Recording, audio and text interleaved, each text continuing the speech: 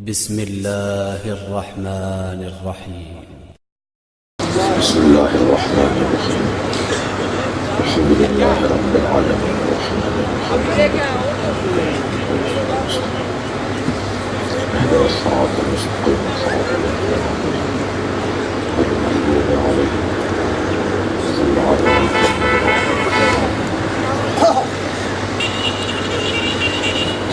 أعوذ بالله من الشيطان الرجيم. بسم الله الرحمن الرحيم. الحمد لله الذي لا يبلغ مدحته القائلون ولا يحصي نعماءه العادون ولا يعدي حقه المجتهدون الذي ليس لصفته حد محدود ولا نعت موجود ولا وقت معدود ولا أجل ممدود فطر الخلائق بقدرته ونشر الرياح برحمته. الصلاة والسلام على الرسول المسدد المصطفى العمجد المحمود الأحمد سيدنا ومولانا ومولى الكونين جد الحسن والحسين وعلي القاسم محمد وآله الطيبين الطاهرين المعصومين الذين قال الله إنما يريد الله ليذهب عنكم الرجس أهل البيت ويطهركم تطهيرا.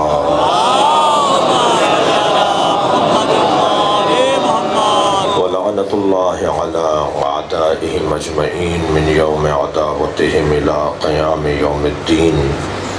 أما بعد، قال الحكيم في قرآن الكريم بسم الله الرحمن الرحيم. ولسوف يعطيك ربك فترضاه ألم يجدك يتيما فآوى ووجدك ضالا فهدى ووجدك عائلا فأغنى فأما اليتيم فلا تقهر. صلوات.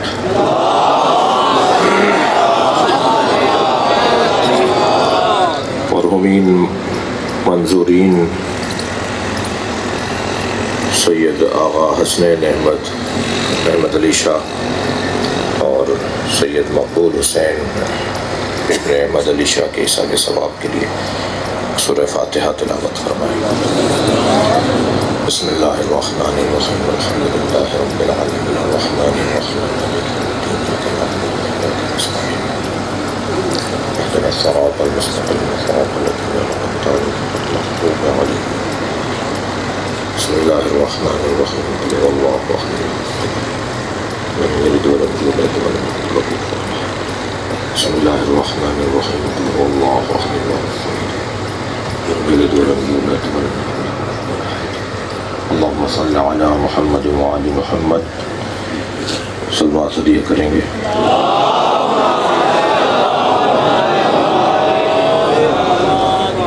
سورہ مبارکہ النجم کی 6 آیتیں میں نے آپ کے سامنے پڑھی ہیں اور مختصر ترین آیات ہیں.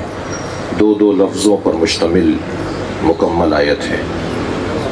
ویسے بھی اللہ کا کلام اور علی کا کلام مکمل بھی ہوتا ہے، مختصر بھی ہوتا ہے.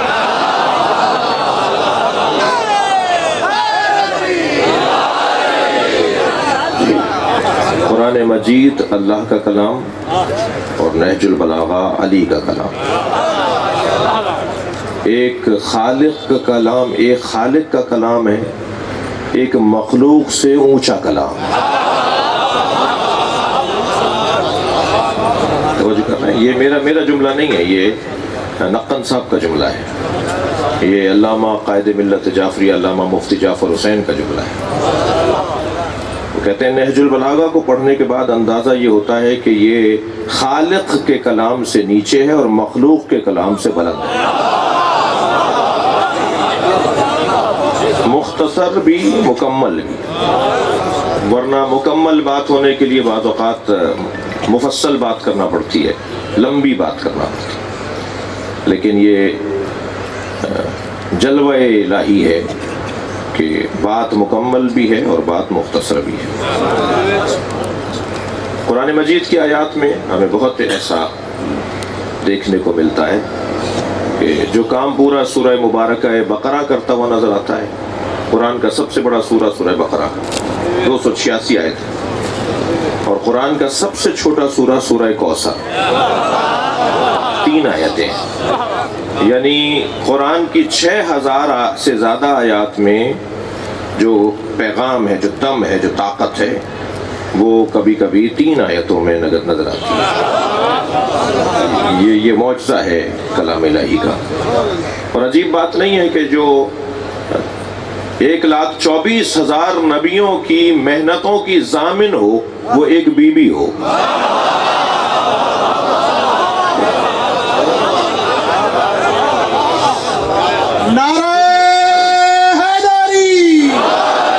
صدیوں کی محنتیں، ہزارہا سال کی محنتیں، اگر کوئی بچانے والا ہے تو اسے فاطمہ کہا جائے۔ ہے چھوٹا سا سورہ، 3 آیتیں نا۔ اِنَّا أَعْطَيْنَاكَ الْكَوْثَرَ، اے میرے حبیب ہم نے آپ کو خیر ہی خیر فاطمہ عطا کر دی۔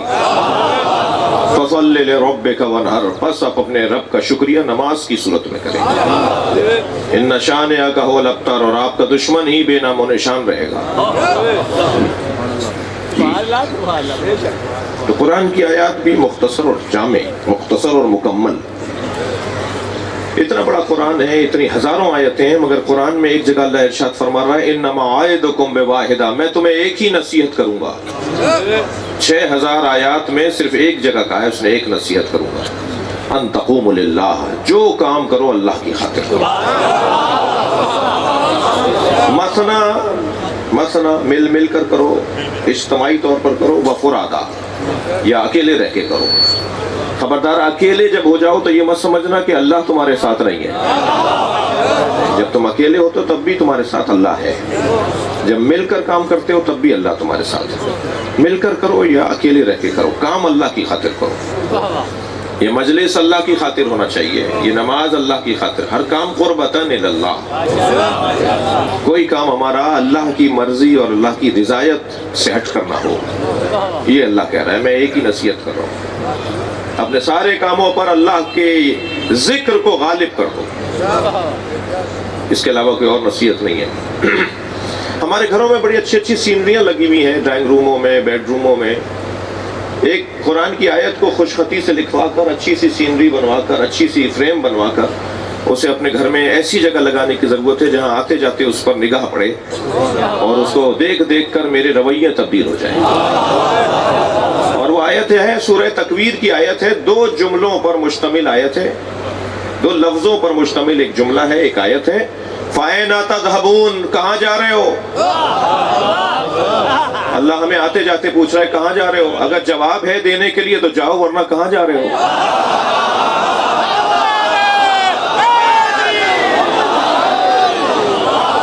مکمل اور جامع پیغام۔ صلوات پڑھ لے ذرا محمد و آل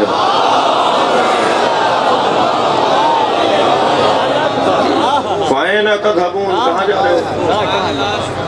تو قرآن کی آیات بھی اور اہل بیت کے پیغامات بھی مکمل اور مختصر ہوا کرتے ہیں۔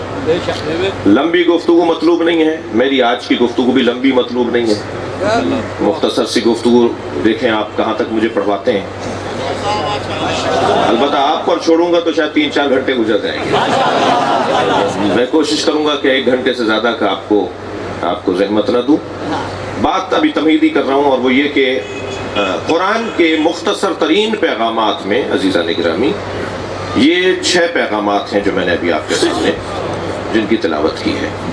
ارشاد حضرت حق ہو رہا ہے وَلَسَوْفَ يُعْطِيكَ رَبُّكَ فَتَرْضَىٰ، بہت جلد اے میرے حبیب تمہارا رب تمہیں ایک عطا کے ذریعے سے راضی کر لے گا۔ اللہ اکبر، لب و لہجہ تو دیکھیے۔ مجھے اندازہ ہے مجلس سنی شیعہ مجمع بیٹھا ہے، اور ویسے بھی مجلس سزا شیعوں کی ملکیت تو ہے نہیں، شیعہ امام حسین کی عزاداری کے مالک تو نہیں ہیں، شیعہ امام حسین کی عزاداری کے مالک نہیں ہیں، نوکر ہیں۔ اور بھائی نوکروں کو اپنی اوقات میں رہنا چاہیے۔ مالک کے مہمانوں کا خیال کرنا چاہیے۔ یہ جتنے بھی مجلس میں آ کے بیٹھے ہیں نا، کوئی بھی آ سکتا ہے مجلس میں۔ ہم امام بارگاہ علیحدہ بناتے ہیں، مسجد علیحدہ بناتے ہیں، اسی لیے تو مسجد میں ہندو نہیں آ سکتا، عیسائی نہیں آ سکتا، یہودی نہیں آ سکتا۔ کل قیامت میں اگر ہندوؤں نے شکایت کر دی اللہ سے کہ یا اللہ میں اسلام سمجھنا چاہتا تھا، مسلمان تو مسجد میں نہیں آنے دیتا تھا، کوئی جواب نہیں دے سکے گا، آپ جواب دے سکیں گے۔ ہم نے مسجد کے برابر میں امام بارگاہ اسی لیے بنایا تھا، یہ حسین کا خیمہ ہے، ہر آنے والے حر کے لیے کھلا رہنا چاہیے۔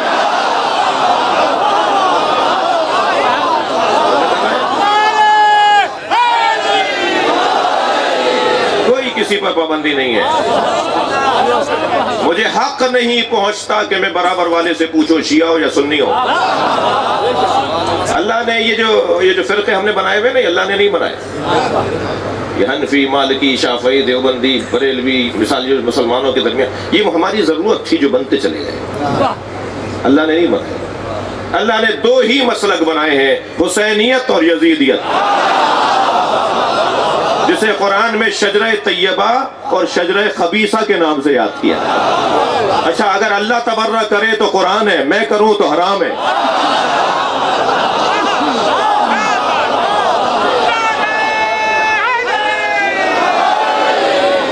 اللہ قرآن میں کہہ رہا ہے شجرہ خبیثہ، شجرہ طیبہ۔ کسی کو خبیث کہنا ہی تو تبرہ ہے، اور کسی کو طیب کہنا تولا ہے۔ صحیح ہے؟ تو دو ہی سوچ اللہ نے قرار دی ہیں، اور ہمیں حق نہیں ہے کہ ہم یہ تفرقے کے اندر بڑھیں۔ یہ سب ہمارے عزیز ہیں، ہمارے بھائی ہیں، اور سب کے لیے یہ جگہ، اور سنی تو ویسے بھی ہمارے عزیز ہیں۔ ہم تو ہندوؤں کو بٹھانے کے لیے تیار ہیں، ہم تو غیر مسلموں کو اپنے ساتھ بٹھانے کو تیار ہیں۔ ہم مولا علی کے ذکر کو آن کرنے والے لوگ ہیں نا، ہم مولا علی کے ذکر کو عام کرنے والے لوگ ہیں۔ ہمارا کام ہی ہے، ہمیں پیدا ہی اس لیے کیا گیا ہے۔ تو جو کہنا ہمارا مطلب حیاتی یہ ہے کہ ہم کسی طرح مولا علی علی کروائیں۔ یہ حکم الہی ہے، حکم پیغمبر ہے، یہ بہت دور نہیں ہے۔ لاہور حضرت علامہ فیضی صاحب لکھتے ہیں اپنی کتاب میں، بہت بڑا نام ہے ہمارے بھائیوں کا، انہوں نے اپنے مدرسے کا نام جامعۃ المرتضیٰ، مولا علی کے نام پر اپنے مدرسے کا نام تبدیل کر کے رکھا ہے۔ پہلے کچھ اور تھا، پھر انہوں نے مولا کے نام پہ نام رکھا ہے۔ وہ لکھتے ہیں کہ میں اپنی مسجد میں جمعہ کا خطبہ دیتا ہوں، تو ایک نمازی میرے پاس آیا، کہنے لگا مولانا مجھے ہاں نا میں جواب دیجیے گا، کیا یہ حدیث صحیح السند ہے یا نہیں کہ نبی نے ارشاد فرمایا زینوا مجالسکم بذکر علی بن ابی طالب، اپنی مجلسوں کو علی کے ذکر سے زینت دیا کرو۔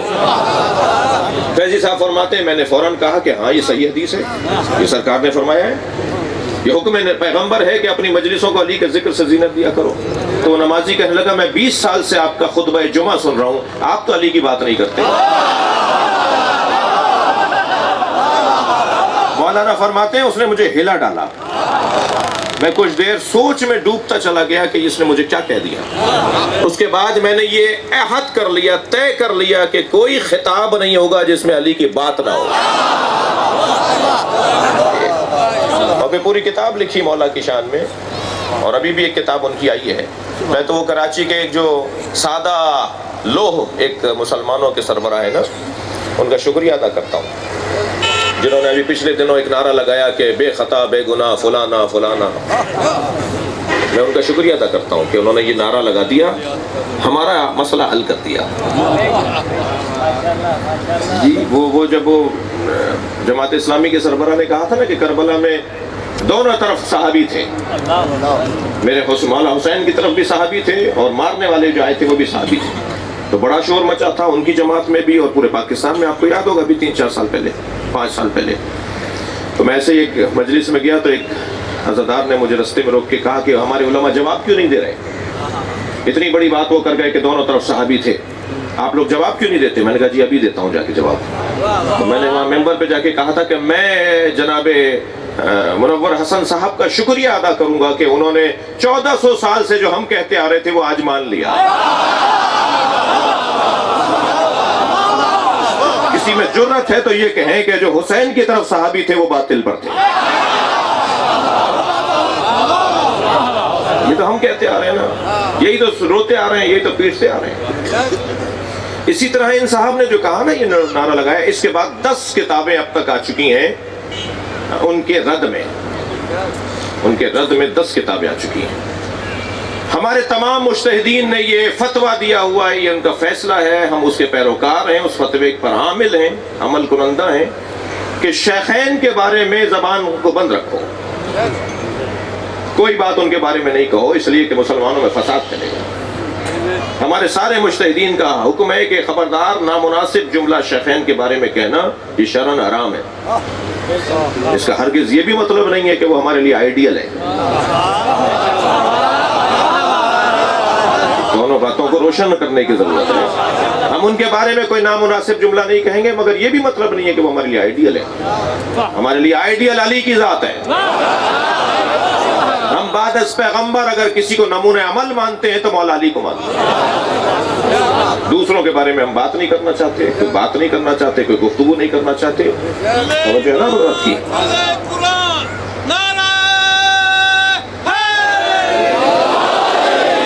میرا وہ کلپ چلایا جناب ڈاکٹر عمران لاکھ لیاقت صاحب نے بول ٹی وی پر، جس پہ کافی ہمارے قوم میں بھی کچھ لوگوں نے اس کو بات کو سمجھا نہیں۔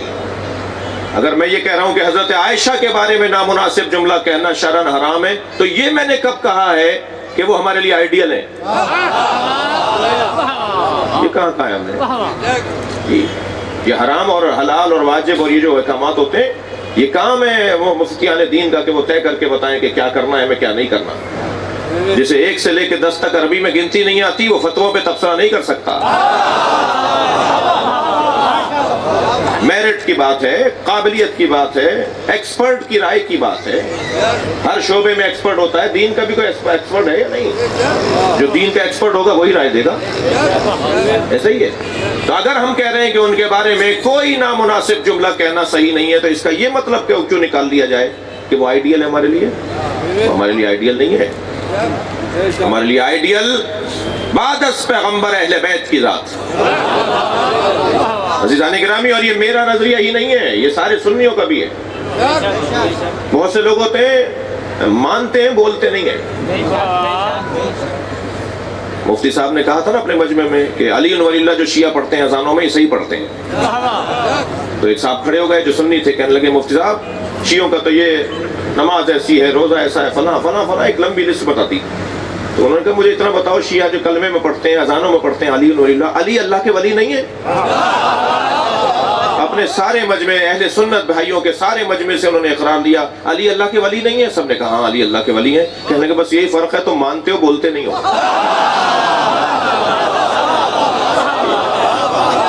صلوات پڑھنے ذرا محمد و آل محمد۔ اسی طرح یہ جو مسئلہ ہے نا، تھک تو نہیں رہے میری باتوں سے؟ اسی طرح یہ جو مسئلہ ہے کہ بعد از پیغمبر اگر کوئی صاحب فضیلت ہے تو ترتیب میں وہ علی ہے۔ یہ سارا عالم اسلام مانتا ہے، مگر بولتے کچھ ہیں، کوئی بولتا ہے۔ ہندوستان میں یوم حسین ہو رہا تھا، خواجہ نظام الدین ثانی، یہ جو دہلی میں جو مزار ہے نا نظام الدین اولیاء کا، ان کے سجادہ نشین، وہ خطاب کرنے آئے، کہنے لگے سنو بھائی میں سنی ہوں مگر تفضیلی سنی ہوں، اور تفضیلی سنی اسے کہتے ہیں جو بعد از نبی علی کی فضیلت کا قائل ہو۔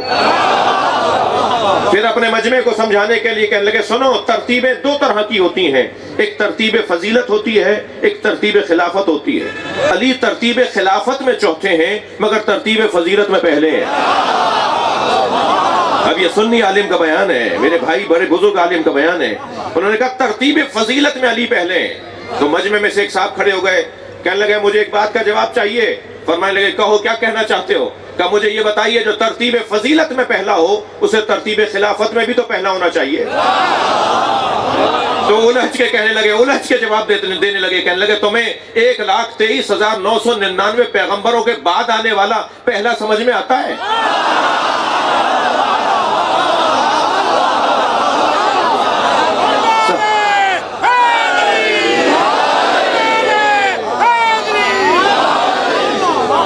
اور 3 کے بعد چوتھا پہلا سمجھ میں نہیں آتا۔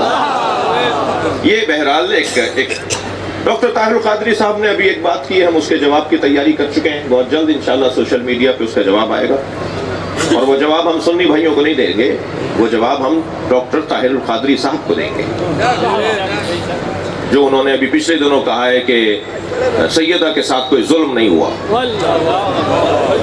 یہ 100 سال پہلے شیعوں نے گھڑی ہے روایت، 100 سال سے پرانی ان کی کتابوں میں بھی روایت نہیں ہے، ہمیں کہہ رہے ہیں وہ۔ ہم نے الحمدللہ کوئی 800 سال پرانی، کوئی 900 سال پرانی، کوئی 600 سال پرانی 36 اہل سنت کی کتابیں جمع کر لی ہیں، اور ہم جواب ڈاکٹر صاحب کو دیں گے، اہل سنت کو نہیں دیں گے۔ اہل سنت نے تو اعتراض ہی نہیں کیا، ڈاکٹر صاحب نے اعتراض کیا۔ ہم انہیں انشاءاللہ کھول کھول کے دکھائیں گے کہ آپ کی کتابوں میں کیا لکھا ہوا ہے، اور یہ ہونا چاہیے۔ انہیں اعتراض کرنا چاہیے تھا، تب بھی ہمیں جواب دینا تھا، مگر انہوں نے تھوڑی سی بے ادبی بھی کی ہے شیعہ، پوری شیعہ قوم کی دل آزاری بھی کی ہے ہماری، انہوں نے جی جھوٹ اور رونا اور ڈرامہ اور ڈھونگ اور اس ٹائپ کے الفاظ۔ تو بہرحال علمی جواب دینا ہمارا کام ہے۔ ہم نے سیدہ کا نمک کھایا ہے، نمک کو حلال کرنا ہے، ہمارا کام ہے، ہمیں جواب دینا ہمارا کام ہے۔ اور فرمائیں عزیزانی گرامی، تو سوال ہونا چاہیے، گفتگو ہونی چاہیے۔ میں اپنی قوم کے جوانوں میں بھی جو کبھی کبھی ہمیں سننے کو ملتا ہے کہ فلاں یہ عقیدہ رکھتا ہے، فلاں وہ عقیدہ رکھتا ہے، تو میں ان سے کہتا ہوں اس میں پریشان نہیں ہونا چاہیے، ہمیں بولنے دیجیے لوگوں کو۔ بس ایک نقطے پہ سب کو لے آئیے کہ جو بھی اپنا عقیدہ رکھتا ہے اس پہ دلیل ضرور رکھے، بغیر دلیل کے بات نہ کرے۔ ہاتھو برہانکم ان کنتم صادقین، سچے ہو تو دلیل لاؤ۔ روک پر دھونس پہ میں نہیں مانتا، میں اسے نہیں مانتا، بھائی تم کون ہو؟ یہ جملے طالب علموں کے نہیں ہوتے۔ میرا نظریہ یہ ہے، تم کون ہو؟ تم کہو قرآن یہ کہہ رہا ہے، تم کہو کہ حدیث یہ کہہ رہی ہے، تب تو وہ نظریہ قابل عمل ہوگا، قابل قبول کی کہلایا جائے گا۔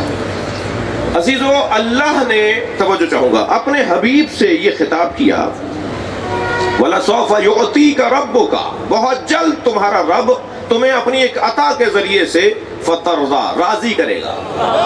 بھئی ساری دنیا اللہ کو راضی کر رہی ہے، اللہ مصطفیٰ کو راضی کرنا چاہتا ہے۔ یہ عظمت مصطفیٰ کا ایک مکمل باب ہے۔ کیا مسئلہ تھا جس کی بنیاد پہ سرکار کو اللہ راضی کرنا چاہتا ہے؟ کوئی پریشانی تھی، کوئی سرکار کے ذہن مبارک میں خیال تھا، سرکار کے ذہن مبارک میں کوئی تصور تھا، کوئی بات ہے کہ جس پہ وہ راضی ہونے کی بات ہو رہی ہے؟ پس منظر میں کوئی خیال ہے؟ جیسے غدیر کے موقع پہ یہ جو لہجہ آیا ہے نا اللہ کا، ان لم تفعل فما بلغت رسالتہ، اگر یہ کام نہیں کیا تو کچھ بھی نہیں کیا، یہ لہجہ بتا رہا ہے کہ سرکار کے ذہن مبارک میں ایک خیال تھا کہ اگر میں نے اعلان ولایت علی کر دیا تو فساد پھیلے گا۔ تو اللہ نے دو پیغام دیے کہ ایک تو اگر یہ نہیں کیا تو کچھ نہیں کیا، اور دوسرا واللہ یعصمک من الناس، اللہ تمہیں لوگوں کے شر سے بچائے گا۔ اس کا مطلب ہے کہ سرکار کے ذہن مبارک میں کوئی شر پھیلنے کا تصور تھا کہ میں اعلان ولایت علی کروں گا تو فساد ہوگا، جھگڑا ہوگا، کوئی کھڑا ہوگا، کوئی شور مچائے گا۔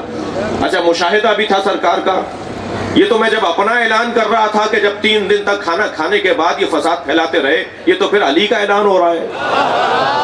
جب میرے اعلان پر ہی یہ ان سے ہضم نہیں ہو رہا تھا، دعوت ذوالعشیرہ میں اعلان نبوت ہی ان سے ہضم نہیں ہو رہا تھا، تو اعلان ولایت ان سے ہضم کیسے ہوگا؟ تو یہ سرکار کو ذہن مبارک میں تو تھا کہ وہاں بھی 3 دن جھگڑا ہوتا رہا، کھانا کھاتے رہے، جاتے رہے، مجلس کو بگاڑتے رہے، اور یہاں میں اعلان کروں گا تو وہاں تو 30-35 لوگ تھے، یہاں تو 1 لاکھ سے زیادہ لوگ ہیں۔ تو سرکار کے ذہن مبارک میں کچھ تھا، لیکن اللہ نے اعلان کیا اگر آپ نے یہ نہیں کہا تو کچھ بھی نہیں کہا، اور لوگوں کے شر سے اللہ آپ کو بچائے گا۔ اچھا، شر تو وہاں بھی ہوا تھا، وہاں کیوں نہیں کہا اللہ نے کہ میں تمہیں لوگوں کے شر سے بچاؤں گا؟ تھوڑی گردن ہلاتے رہیے، میری بات اگر جاری ہے تو۔ دعوت ذوالعشیرہ میں جھگڑا تو ہوا، مگر وہاں اللہ نے نہیں کہا کہ میں تمہیں لوگوں کے شر سے بچاؤں گا۔ جھگڑا یہاں بھی ہوا، ایک شخص نے کھڑے ہو کر اعتراض کیا، توجہ کر رہے ہیں، ایک شخص نے کھڑے ہو کے، حارث بن نعمان فہری نے کھڑے ہو کر کہا یہ آپ نے اللہ کی طرف سے کہا ہے، یہاں اپنی طرف سے کہا ہے، جو اپنے بھائی کو ہمارے اوپر آپ حاکم بنا رہے ہیں؟ میرے مولا نبی نے فرمایا میں کوئی بات ہی نہیں کرتا مگر یہ کہ اللہ مجھے کہتا ہے۔ تو کہنے لگا اگر اللہ ہی نے کہا ہے تو پھر اللہ سے کہیے کہ وہ آسمان سے پتھر گرائے اور مجھے مار ڈالے۔ یہ بھی آپ نے دیکھ لیا کہ بغض علی کا بیمار عذاب ہی مانگتا ہے۔ توجہ کر رہے ہیں؟ اور سرکار نے بد دعا کی ہو مجھے تو نہیں ملتا. سرکار نے اس کے لیے بد دعا کی ہو جو نہیں مان رہا تھا نا مولا علی کی ولایت کو, حضرت نے ہاتھ اٹھا کے بد دعا کی ہو یا اللہ عذاب نازل کر دے, مگر قرآن کہہ رہا ہے سأل سائل بعذاب واقع, ایک سائل نے عذاب مانگا اور عذاب آیا. نبی نے نہیں کہا, اس لیے کہ رحمت للعالمین ہے. مجھے کہنے دیجئے کہ نبی کی بد دعا کا انتظار نہیں کیا عذاب نے. بڑی عنایت, بہت شکر گزار آپ کی توجہ کو. میرا سوال پلٹا رہا ہوں اپنا کہ دعوت ذوالشیرہ میں بھی فساد ہوا, مگر اللہ نے نہیں کہا کہ میں تمہیں لوگوں کے شر سے بچاؤں گا. اور غدیر میں بھی فساد ہوا, مگر اللہ نے کہا میں تمہیں لوگوں کے شر سے بچاؤں گا, تم اپنا کام کرو میں تمہیں بچاؤں گا. بہت طویل بھی بات کر سکتا ہوں اس مرحلے پر, اور مختصر ایک جملہ بھی ہدیہ کر سکتا ہوں, تو مختصر ہدیہ کر رہا ہوں. اور وہ ہدیہ کلام یہ ہے کہ وہاں اللہ نے اس لیے نہیں کہا کہ میں لوگوں کے شر سے بچاؤں گا, اس لیے کہ وہاں حفاظت کے لیے ابو طالب تھے. صلوات پڑھیں محمد و آل محمد.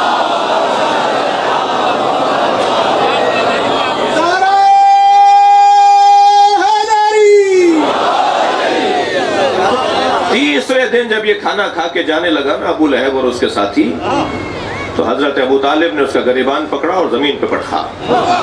ادھر اسے ایک ہاتھ سے زمین پر گرایا, دوسری طرف نبی کو دیکھ کر کہا قوم یا سیدی و مولائی, کھڑے ہو جاؤ میرے مولا. بڑے جگر کی بات ہے اپنے بچے کو اپنا مولا ماننا. قوم یا سیدی,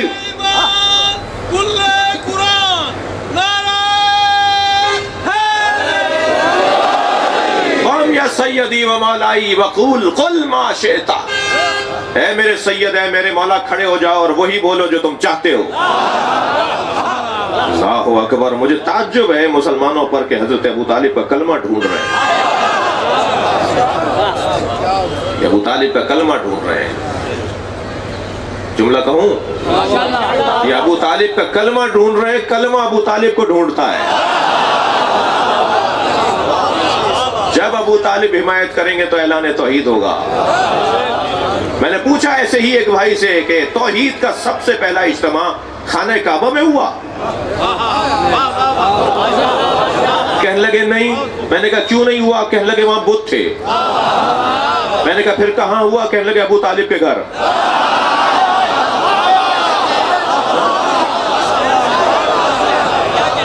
کہنے لگے ابو طالب کے کلمہ نہیں پڑھا.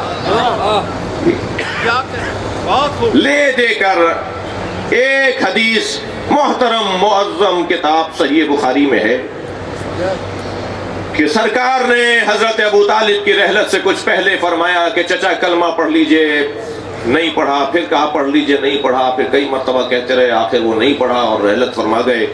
یہ صحیح بخاری کے اندر روایت ہے. میرے ایک دوست مفتی صاحب, ہمارا بہت تعلق ہے, میرے عزیز ہیں, مختلف رسانوں پر ان سے ملاقاتیں رہتی ہیں, مختلف فورموں پہ ملاقاتیں رہتی ہیں, اور بڑی اچھی اچھی یادگار باتیں ہیں. اگر اس کو قلم کے حوالے کر دوں تو ایک بہترین یادگار کتاب بھی بن جائے گی. میں ابھی پچھلے دنوں ایک ٹی وی چینل پہ بیٹھا ہوتا, آج بھی صبح ہم تھے ٹی وی پر, تو وہ بات ہو رہی تھی 3 طلاقوں کی. آج بھی طلاق کا ہی موضوع تھا. تو ہم نے کہا جی ایک مجلس میں آپ 30 دفعہ بھی کہہ دیں تو ایک ہی طلاق ہوگی. 3 دفعہ نہیں, ایک مجلس میں اگر آپ 3 دفعہ نہیں 30 دفعہ بھی کہہ دیں تو ایک طلاق ہے.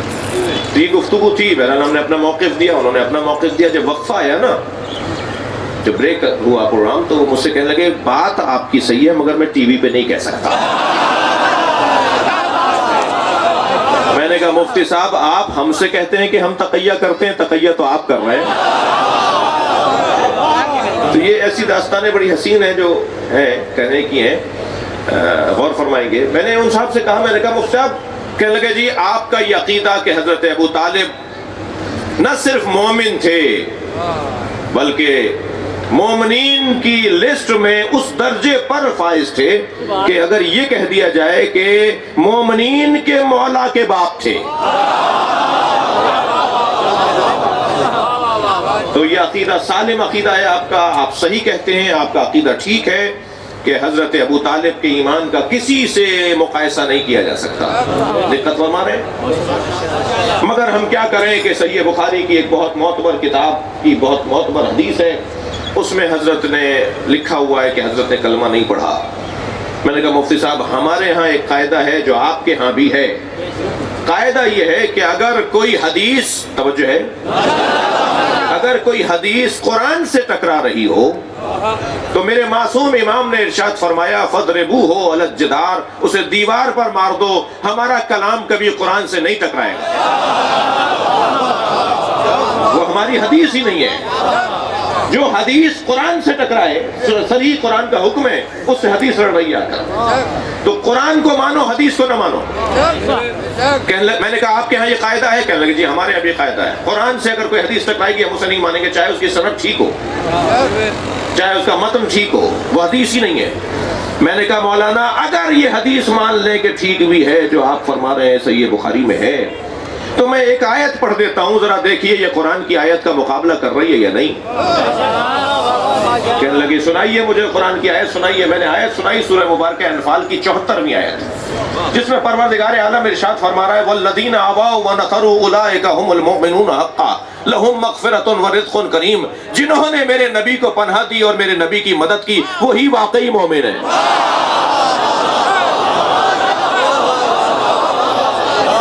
صلوات پڑھیں گے محمد و آل محمد.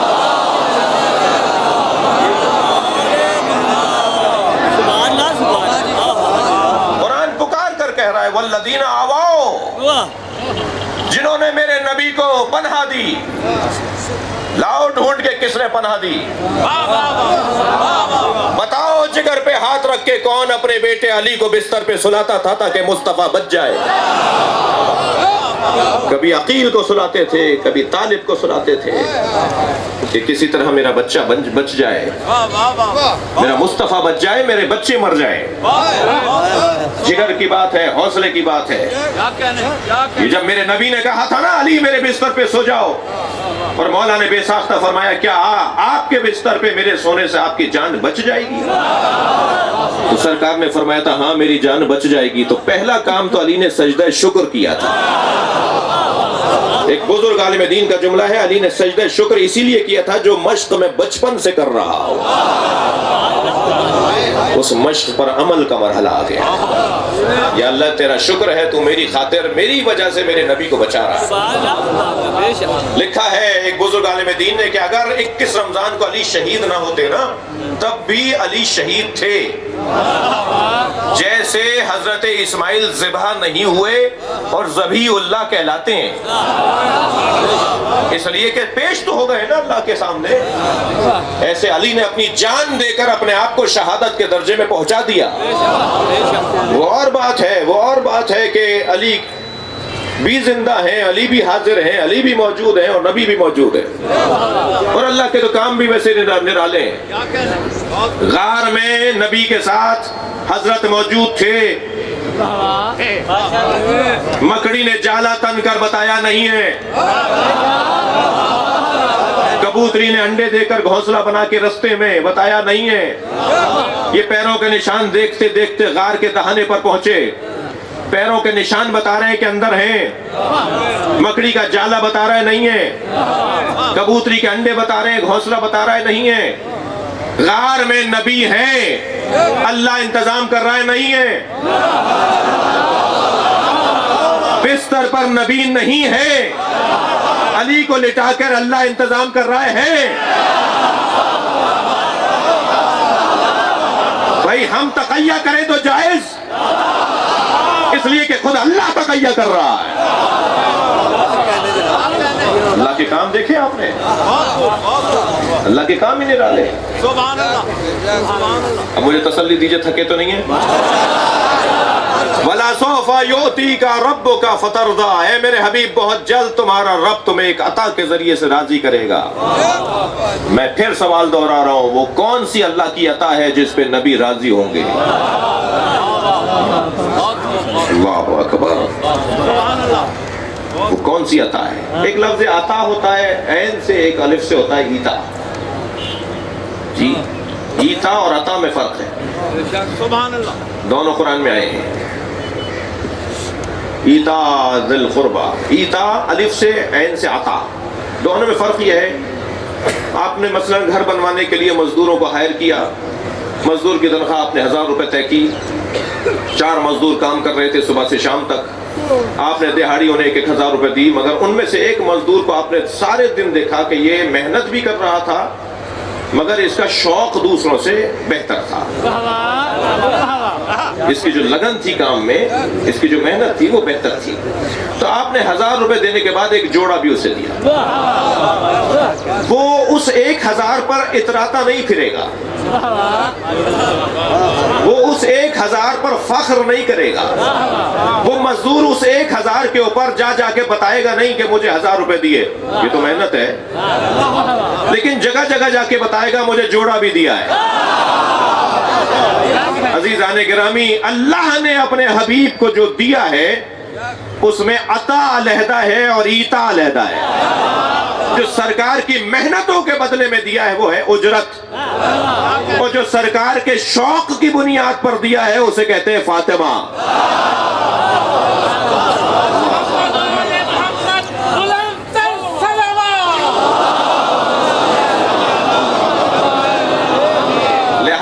لہذا سیدہ کے آنے پہ نبی کھڑے اس لیے ہوتے ہیں کہ یہ اللہ کی عطا آ رہی ہے، یہ بیٹی کے لیے نہیں کھڑے ہو رہے، یہ اللہ کی عطا کا احترام کر رہے ہیں۔ مجھے اگر کوئی فرض کیجئے حضرت آیت اللہ سیستانی کو رومال بھیج دیں، اس سے قیمتی رومال میری جیب میں ہو مگر میں اسے سنبھال کے رکھوں گا، اس لیے کہ دینے والا بڑا ہے، دینے والا جتنا بڑا ہوتا چلا جاتا ہے اتنی عطا قیمتی ہو جاتی ہے۔ یہ سیدہ اللہ نے نبی کو عطا کی ہے، اور یہ ایسے ہی عطا نہیں کی ہے، پہلے آمادہ کیا ہے جی، 40 دن تک غار ہرا کے اندر چلہ کیا ہے سرکار نے، 40 دن کے بعد جبریل نے جنت کا میوہ لا کر دیا، اے اللہ کے حبیب، اللہ آپ کو نور فاطمہ دینا چاہتا ہے۔ سرکار نے اس کو جب 2 نیم کیا تو اس میں سے نور نکلنے لگا، فرمایا یہ فاطمہ کا نور ہے، اس پھل کو تناول کیجئے تاکہ نور منتقل ہو۔ حضرت عائشہ فرماتی ہے کہ اکثر نبی فاطمہ کو سونگھا کرتے تھے، کبھی ہاتھوں کو سونگھتے تھے، کبھی گلے کو، کبھی سر کو سونگھتے تھے۔ بی بی فرماتی ہے میں نے نبی سے کہا کہ اے اللہ کے نبی، لوگ اپنے بچوں کا بوسہ دیتے ہیں، آپ فاطمہ کو سونگھتے کیوں ہیں؟ فرمانے لگے جب میں جنت کا مشتاق ہوتا ہوں تو فاطمہ کو سونگھتا ہوں، جتنی دیر تک فاطمہ میرے قریب رہتی ہے میں جنت میں رہتا ہوں۔ اللہ اکبر۔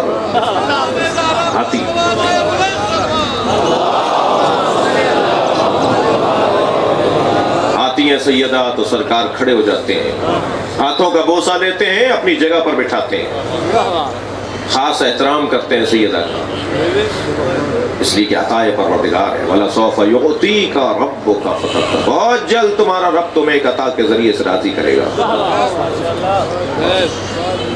اتنی محنتیں بچیں گی کیسے؟ فیکٹری لگانا آسان ہے، اسے چلانا اتنا ہی مشکل ہے،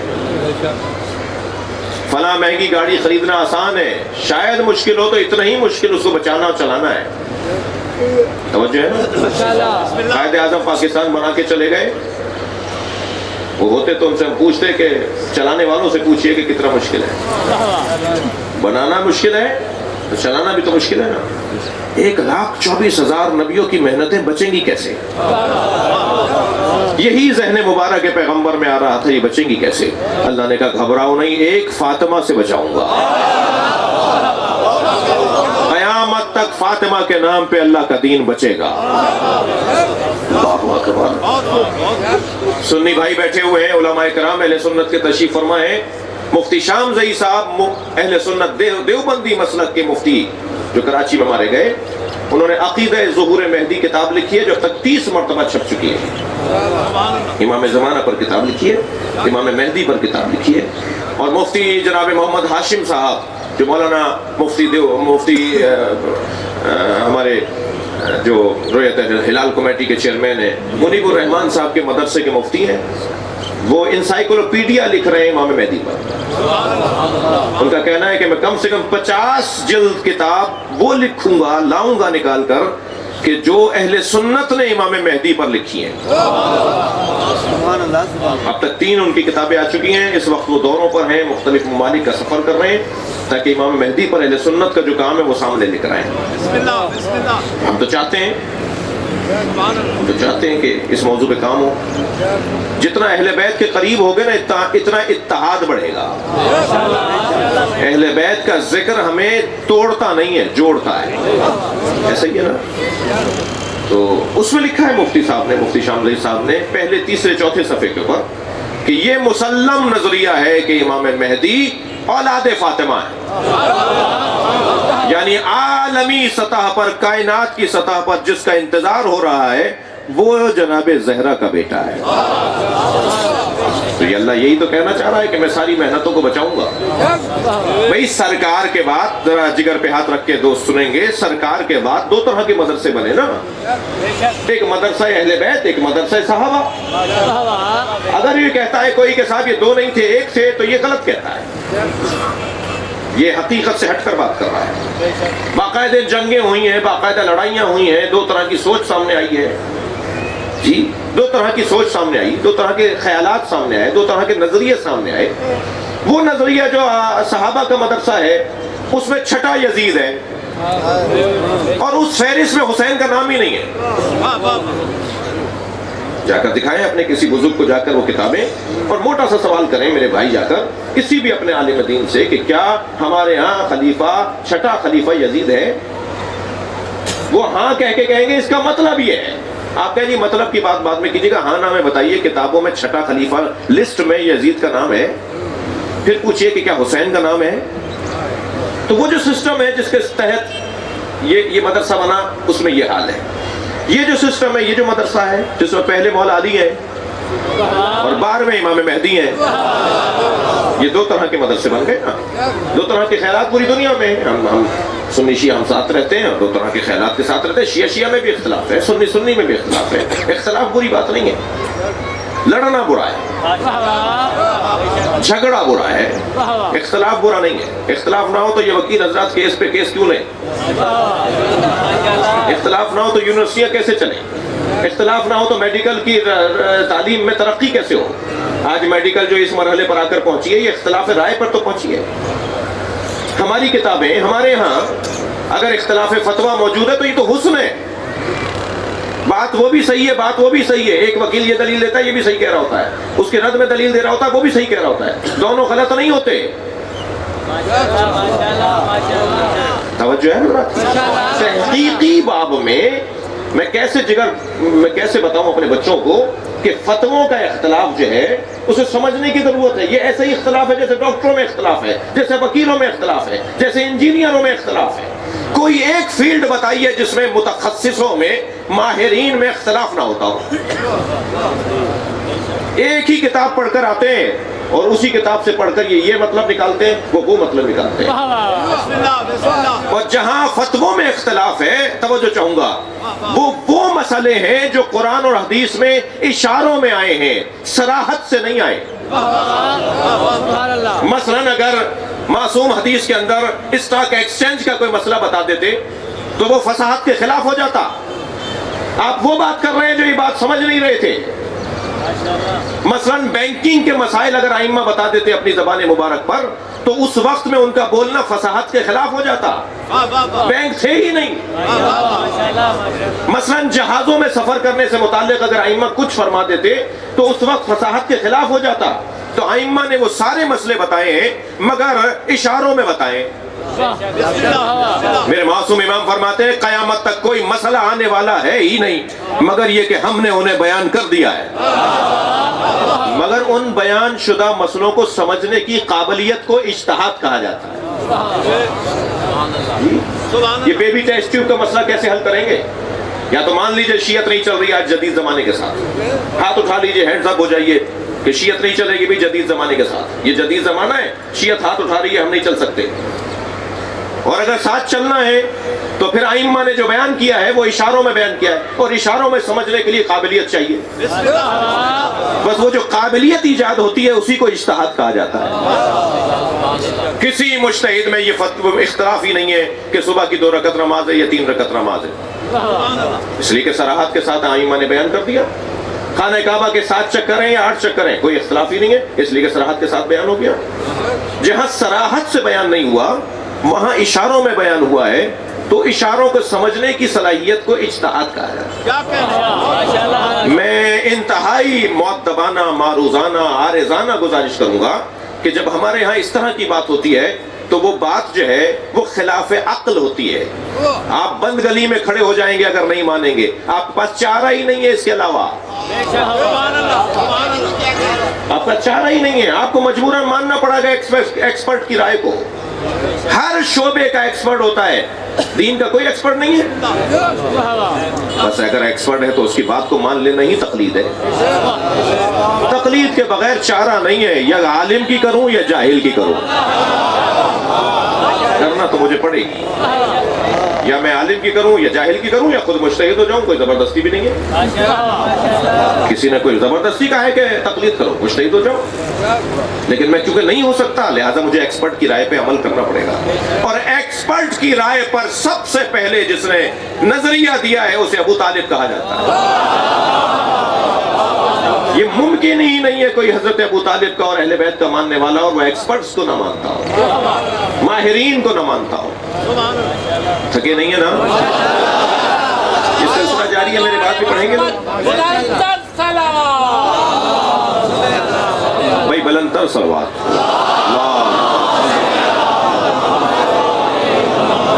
تھکے تو نہیں ہیں؟ میں صرف حضرت ابو طالب کے وہ ایکسپرٹ کی رائے والی مثال بات کی ہے تو پوری کر دوں، پھر میں پلٹوں گا کم سے کم 10 منٹ اور بی بی کی عظمت کے اوپر، عظمت کے بیان کے اوپر۔ خانہ کعبہ تیز طوفانی بارش کی زد میں آ کر گر گیا، اعلان نبوت سے پہلے، سرکار کی ولادت سے پہلے کی بات۔ خانہ کعبہ گر گیا، قریش کے 24 قبیلے جمع ہوئے، ان میں ایک قبیلہ بنی ہاشم ہے۔ سب نے آ کے معائنہ کیا، دیکھا جی مالک ہیں، وارث ہیں، ذمہ دار ہیں، قریش وہیں رہتا تھا قبیلہ، تو مکے کے رہنے والے ہیں، ہم سب کی ذمہ داری بنتی ہے، ان سب کی ذمہ داری بنتی تھی۔ سب نے کہا جی اس کو دوبارہ سے تعمیر کیا جائے، اس کو ایسے بنائیں گے، اب اتنی موٹی دیوار ہوگی، اب اتنی اونچا ہوگا، فلاں اینٹیں لگیں گی، فلاں پتھر لگے گا، فلاں مسالہ بنے گا، اور فلاں کو کام دے دو۔ کسی نے کہا جی فلاں کو کام دے دو۔ کرسی پہ بیٹھے ہوئے حضرت ابو طالب کی آواز آئی، خبردار ہم میں سے کوئی ماہر نہیں ہے، رائے دے تو معمار رائے دے، جس کا کام تعمیرات ہے وہ رائے دے۔ پوچھا گیا ماہر ترین کون ہے؟ کہ جی فلاں قبیلے میں ایک ماہر ترین ہے، معمار، اسے بلایا جائے۔ وہ آیا، اس نے معائنہ کیا، اس نے کہا جی ان بنیادوں پہ کعبہ نہیں اٹھے گا، اس بنیادوں کو مکمل ختم کرنا پڑے گا، دوبارہ سے بنیادیں بنائی جائیں گی، اور یہ مال خرچ ہوگا اور اتنا دن لگیں گے۔ پھر تقسیم ہو گیا کہ جو خرچہ ہوگا کہ وہ تقسیم کر لیا جائے، کون سا قبیلہ کیا لائے گا، کون سا قبیلہ کیا دے گا۔ جیسے ہی وہ ساری چیزیں طے پا گئیں اور کام شروع ہونے کا دن آیا اور مزدوروں نے اور اس معمار کی سربراہی میں کام شروع کرنا چاہا، تو ایک مرتبہ پہاڑوں سے ایک اژدہا اڑتا ہوا نکلتا ہوا آیا اور خانہ کعبہ کے قریب آ کے بیٹھ گیا اور ہر آنے والے مزدور کو روکنے لگا۔ پھر پہنچے ابو طالب کے گھر، یہ تو پرانا دستور ہے نا، ان کو سب کو پتا ہے کہ مشکل کہاں سے حل ہوتی ہے۔ پہنچے حضرت ابو طالب کے گھر، ابو طالب ہے۔ اگر آپ ہمارے لیٹسٹ ویڈیوز کے بارے میں جاننا چاہتے ہیں تو ہمارے چینل کو سبسکرائب کریں اور بیل آئیکن کو پریس کریں۔ شکریہ۔